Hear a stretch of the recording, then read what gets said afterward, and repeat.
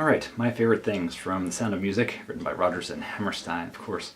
A very classic tune, and my version pays a bit of homage to John Coltrane's version, which begins with kind of a minor key vamp. So the very beginning is a tribute to that, the rest of it draws a little bit from that, but also, of course, from the original. So in the beginning, this vamp, sometimes I'll ride on this for a while, so if you're playing this live, it's kind of a cool thing to just go between this B minor and this C sharp minor.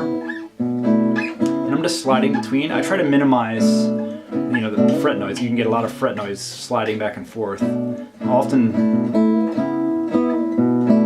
lift up my middle finger, let the other strings slide because they're quieter.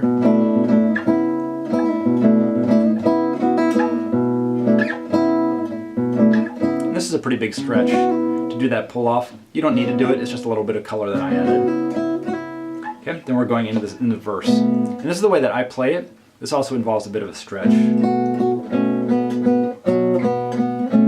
Reaching your pinky over there is kind of a big stretch. So you could instead play it with a bar chord. Just hold over that bar chord there. You can do the whole thing like that. If you like. I like the sound of the open strings. But it's up to you. Then G.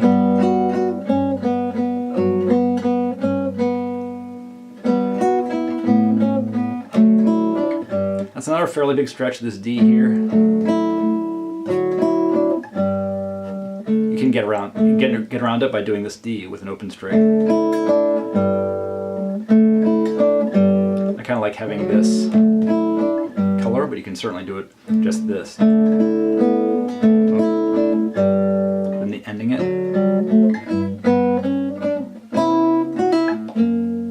So that's that big stretch there.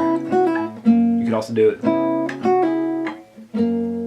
to make it a little easier, like that. And it repeats the whole verse like that, and going on to the chorus. Okay.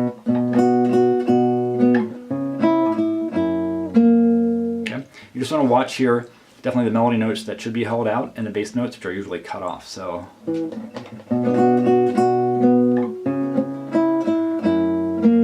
want that to hold out as long as possible.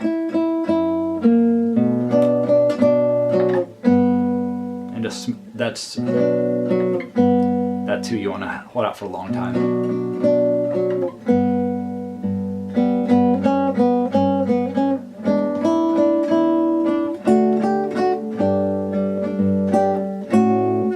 Okay, that's basically the shape of it. After the second time in the chorus and at the very end, I do a little variation where I go between the D and the G. And I was just sort of improvising here. You can do whatever you want, going between D major and G. I just added some stuff like this. So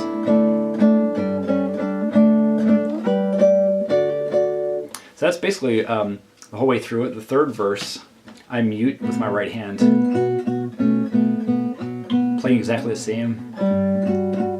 But now I'm doing bass notes on every quarter. Earlier in the song, I'm just doing the bass note at the beginning of every measure. Now I'm doing it just to vary it a bit. And muting.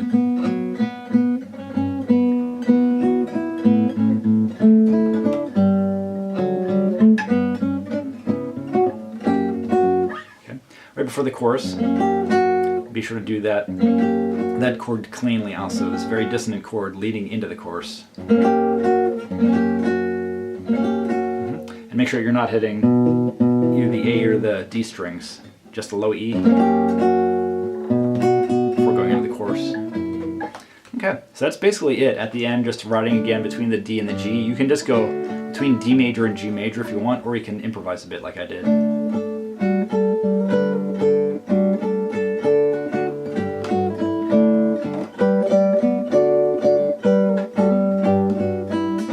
Just that kind of thing, going between G major and D major, and ending then on D major, of course. So I hope this is useful. Please let me know any questions you may have, and thanks for watching.